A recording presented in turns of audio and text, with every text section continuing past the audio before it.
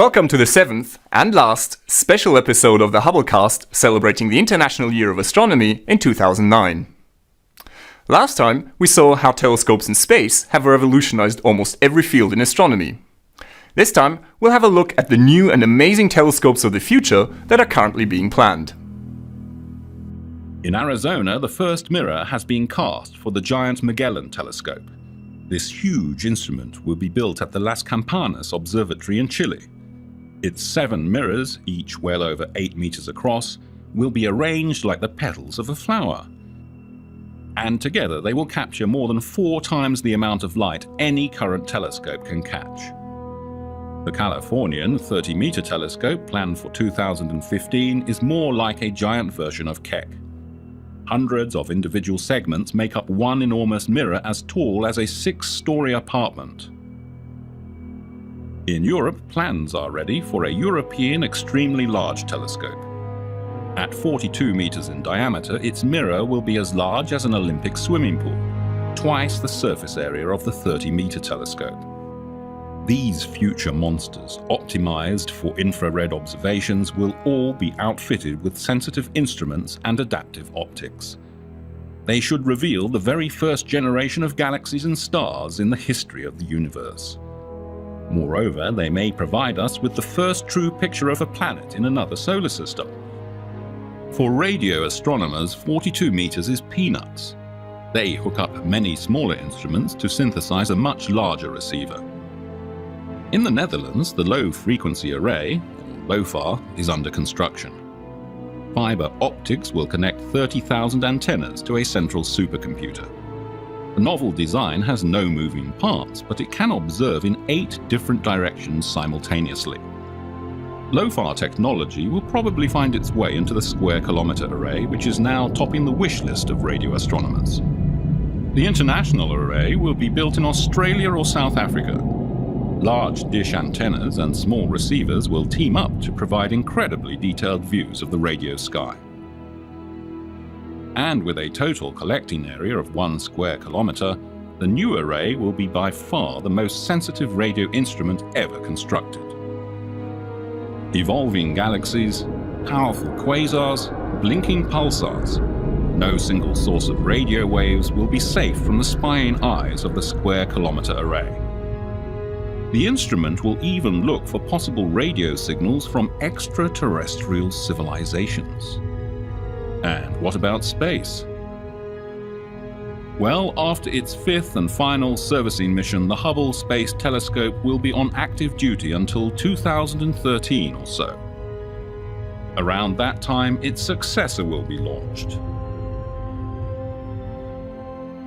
Meet the James Webb Space Telescope, a space infrared observatory named after a former NASA administrator. Once in space, its 6.5-meter segmented mirror unfolds like a blooming flower, 7 times as sensitive as Hubble's. A large sunshade keeps the optics and the low-temperature instruments in permanent shadow, allowing them to operate near a whopping -233 degrees Celsius.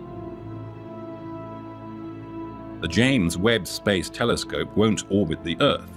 Instead, it will be parked 1.5 million kilometers from our planet, in a wide orbit around the Sun. Half a century ago, the Hale telescope on Palomar Mountain was the largest in history. Now an even bigger one will be flying into the depths of space. We can only speculate about the exciting discoveries it will make. Stay tuned. Meanwhile, creative engineers come up with revolutionary designs for new telescopes all the time. In Canada, scientists have built a so-called liquid mirror telescope. In this kind of telescope, the starlight is reflected not by a solid mirror, but rather by the curved surface of a rotating reservoir of liquid mercury. Because of their design, Mercury telescopes can only look straight up, but their advantage is that they're relatively cheap and easy to build.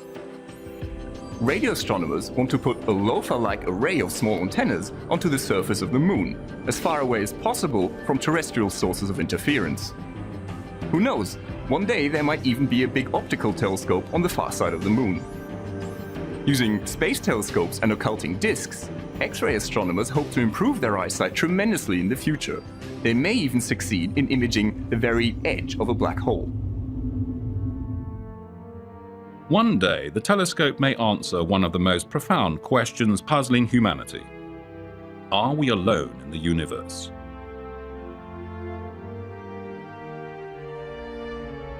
We know that there are other solar systems out there. We suspect there are even planets like Earth with liquid water. But is there life? Locating such extrasolar planets proves difficult. They are often hidden from astronomers by the intense light radiated by their mother stars. Interferometers launched into the darkness of space may provide a novel answer. Right now, NASA is considering a project called the Terrestrial Planet Finder. And in Europe, scientists are designing the Darwin Array. 6 space telescopes orbit the Sun in formation. Lasers control their mutual distances to the nearest nanometer. Together they have incredible resolving power, cancelling out the light from overbearing stars, so scientists can actually see Earth-like planets around other stars. Next, astronomers must study the light reflected by the planet. It carries the spectroscopic fingerprint of the planet's atmosphere. Who knows, in 15 years' time we may detect the signatures of oxygen, methane and ozone, the signposts of life. The universe is full of surprises. The sky never ceases to impress. No wonder that hundreds of thousands of amateur astronomers across the globe go out every clear night to marvel at the cosmos. Their telescopes are much better than the instruments used by Galileo. Their digital images even surpass the photographic images taken by professionals just a few decades ago. Astronomers' quest for cosmic understanding, their telescopic exploration of the universe, is only 400 years old. There's still a lot of uncharted territory out there. We've come a long way since Galileo began charting the heavens with his telescope 4 centuries ago. Today, we still observe the universe with telescopes, not only from Earth, but in the limitless regions of space.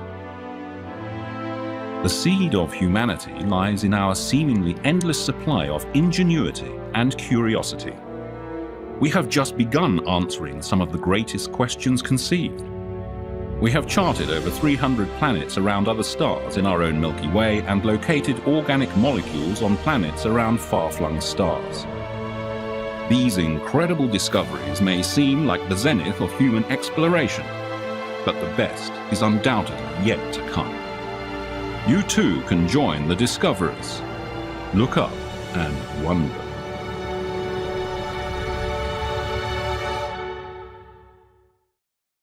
Thank you for joining me in this last episode of the special series, and I hope you've enjoyed our small tour of the history of the telescope. This is Dr. J, signing off for the Hubblecast. Once again, nature has surprised us beyond our wildest imagination.